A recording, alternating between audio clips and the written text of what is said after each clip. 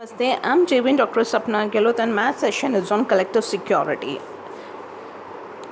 अंतर्राष्ट्रीय राजनीति में राष्ट्रों को सुरक्षा प्रदान करने वाली अवधारणा को सामूहिक सुरक्षा की अवधारणा के नाम से पुकारा जाता है। सामूहिक सुरक्षा यानी कलेक्टिव सिक्योरिटी शांति को कायम रखने तथा युद्ध का प्रतिकार करने का तरीका है। सामूहिक सुरक्षा का मूल मंत्र है एक सबके लिए और सब एक के लिए। जॉर्ज वाजनबर्गर ने सामूहिक सुरक्षा का स्पष्ट करते हुए लिखा है कि एक सुप्रतिष्ठित अंतर्राष्ट्रीय व्यवस्था के आधार पर हमले को रोकने के लिए एक विभिन्न राज्य द्वारा सम्मिलित कार्रवाई करने का एक साधन है। संक्षेप में सामूहिक सुरक्षा से अभिप्राय है कि किसी एक राज्य पर किया हमला सब राज्यों पर हमला माना जाए। किसी राष्ट्र विशेष की सुरक्षा अकेले उसी राष्ट्र की चिंता का विषय नहीं है, बल्कि वह सारे अंतर्राष्ट्रीय समाज की चिंता का विषय है। यदि एक राष्ट्र किसी दूसरे राष्ट्र की सुरक्षा को खतरा पैदा करता है, तो खतराग्रस्त राष्ट्र की ओर से बाकी सब राष्ट्र कार्रवाई करेंगे। आक्रमणकारी के अलावा और सब राष्ट्रों के बीच सहयोग सामूहिक सुरक्षा का सार तत्व हो सकता है कि हम सहयोग के डर से आक्रमण का विचार ही त्याग दें। मॉर्गेंथो को सामूहिक सुरक्षा को युद्ध रोकने के माध्यम के रूप में कार्य करना है तो 3 धारणाएं अवश्य पूरी होनी चाहिए। पहला, सामूहिक सुरक्षा व्यवस्था प्रत्येक अवसर पर इतनी जबरदस्त शक्ति संचय करने की स्थिति में होनी चाहिए ताकि आक्रामक राज्य अथवा राष्ट्र को आक्रमण करने का साहस ना हो। नेक्स्ट, उन राष्ट्रों को सुरक्षा संबंधी धारणाएं, मान्यताएं व नीतियां समान होनी चाहिए जिन्हें सामूहिक रूप से आक्रमण का मुकाबला करना हो। नेक्स्ट, ऐसी सभी राष्ट्रों को अपने परस्पर विरोधी राजनीतिक हितों को सामूहिक सुरक्षात्मक कार्रवाई के हितों के लिए बलिदान का तत्पर रहना चाहिए।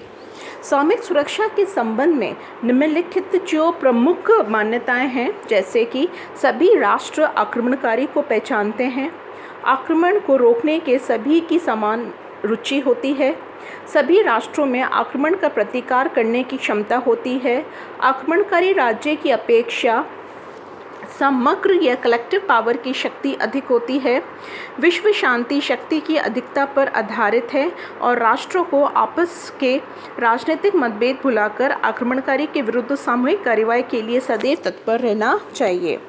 सामूहिक सुरक्षा व शक्ति संतुलन का तुलनात्मक अध्ययन। कुछ विचारकों ने शक्ति संतुलन तथा सामूहिक सुरक्षा को एक दूसरे के विरुद्ध माना है तथा कुछ विचारकों ने दोनों को पूरक माना है। उन दोनों के मध्य जो असमानताएं हैं, जैसे कि शक्ति संतुलन व्यवस्था ढीली-ढाली होती है जबकि सामूहिक सुरक्षा की व्यवस्था दृढ़ और संगठनबद्ध होती है। शक्ति संतुलन की व्यवस्था सकारात्मक है क्योंकि इस व्यवस्था में राष्ट्र विचार, सिद्धांत, मान्यताएं और समान हितों की दृष्टि से मिलकर एक होते हैं। सामूहिक सुरक्षा की व्यवस्था नकारात्मक है क्योंकि इस व्यवस्था के अंतर्गत राष्ट्र आक्रमण का विरोध करने की भावनाओं में एकत्रित होती है। शक्ति संतुलन व्यवस्था यथार्थवादी तथा एक राष्ट्र को आक्रमण का विरोध करने की केवल तभी सलाह देती है जब आक्रमण उसकी स्वयं के सुरक्षा के लिए घातक है। सामूहिक सुरक्षा की व्यवस्था नकारात्मक क्योंकि इस अवस्था के अंतर्गत राष्ट्र आक्रमण का विरोध करने की भावना में एकत्रित होते हैं। शक्ति संतुलन सिद्धांत गुटबंदी के आधार पर आक्रमणकारी का विरोध करता है, जैसे सामूहिक सुरक्षा की अवधारणा सामान्य सहयोग के आधार पर आक्रमणकारी का विरोध करती है। शक्ति संतुलन व्यवस्था प्रतियोगी स्वरूप वाली संधियों के परिणाम स्वरूप स्थापित होती है, जबकि सामूहिक सुरक्षा व्यवस्था एक सार्वभौमिक संधि है जो प्रतियोगी संधियों से भिन्न है।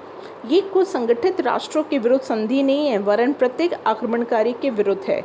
शक्ति संतुलन की धारणा 2 या 2 से अधिक विरोधी गुटों के अस्तित्व को मानकर चलती है जो परस्पर संघर्षशील स्वभाव के हैं।